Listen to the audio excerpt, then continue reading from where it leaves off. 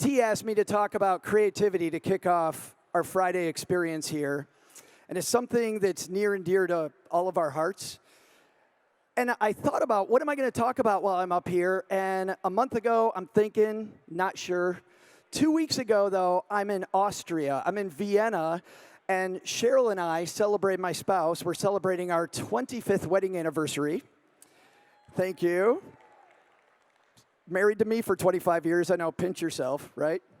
So we're celebrating 25 years, and we're in this little cathedral, not the huge one downtown, but this little place, and we're listening to this quartet do Mozart.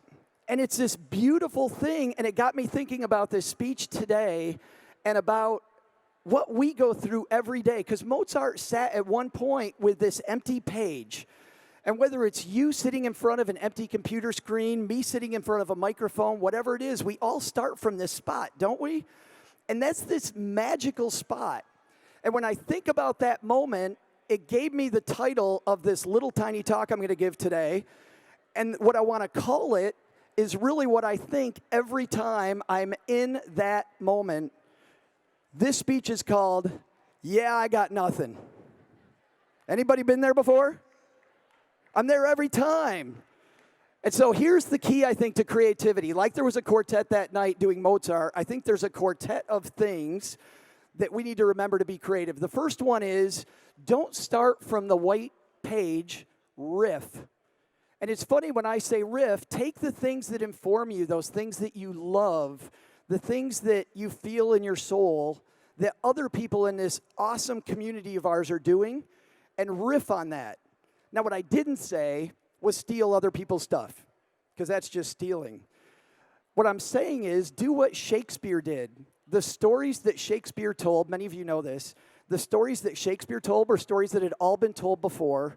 He just added himself. He added his own pace. He added the way he felt. And then he did it better than anybody else did. So don't start from zero, riff. Second, don't be afraid to revise your way into it. This idea that we're going to be an immediate success from the very beginning is a complete lie. Instead, start with that riff and then revise and revise and revise till you get it right. Now, I'm not just a money nerd like you. I'm also a board game nerd. Anybody else a board game nerd?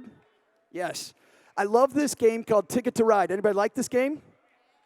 Let me tell you the cool story about that designer, Alan Moon, and Ticket to Ride. If you haven't played Ticket to Ride, go to Target, buy it, you'll love it. Alan Moon started off with a game that was called Santa Fe Rails. And it wasn't exactly what he wanted, but it was great. And you know what he did? He took that game, he found a publisher, and he sold it. It wasn't perfect, but he sold it. And then he revised it into a game called Airlines. Different game, but still a riff on the same theme. And guess what he did with that one? He sold it to a publisher, and he made money again. And then he revised it again into an awesome game called Union Pacific, closer to what we have now. And finally, the game that we ended up with, the game that broke all kinds of sales records since 2000, probably one of the best-selling games since the year 2000, was Ticket to Ride. And it's funny, it's all a riff on Rummy as a board game. Riff and revise for creativity. Third thing is read. I know a lot of people are afraid to read other people's stuff because you're afraid that'll make you steal it. But until you read what other people in this awesome community of ours are doing, it's hard to find out where your voice really is. And if you don't mind, I'm going to tell one little story about our show. When our show started, it was because of the fact that I listen. I guess for me, read equals listen. I listen to a ton of podcasts. And people kept telling me I should have a podcast. And I said, I have nothing to say.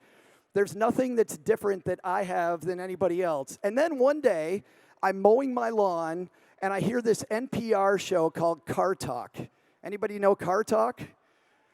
So these guys click and clack. One of them died recently, but it's such good radio, they still talk about it.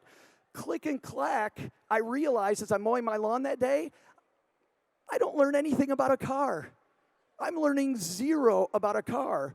I'm just loving car culture, and I realized that day over 6.5 years ago, I realized that day that at that time there was There was no podcast that was just not trying to teach, just trying to envelop you in money culture. And that was Stacking Benjamins.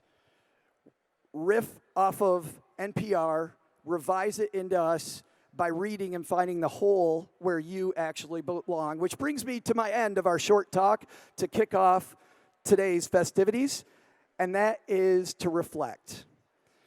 Because I think more people need to hear our stories. We've got such awesome stories out there in this community. And what's frustrating for me is that the broader world doesn't get the statistics. For Mozart, it wasn't about those notes on a page. When I'm in this cathedral that day, it's about feelings. I can feel the emotion of this piece. So if I'm talking about credit card statistics, I think I might be getting it wrong.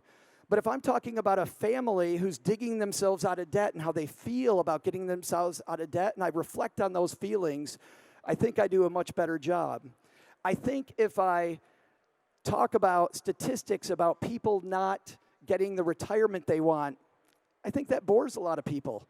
But I think if I profile the struggle of somebody who finally climbed that mountain and got financial independence at whatever age, that's an awesome story to tell. I think that if we start off with riff, then revise, read other people's stuff to find the hole, reflect on the emotion, I think that's where creativity is. I hope that's a great start to today. Have a kick-ass day, everybody. Welcome to Friday. Have a great one. Thank you.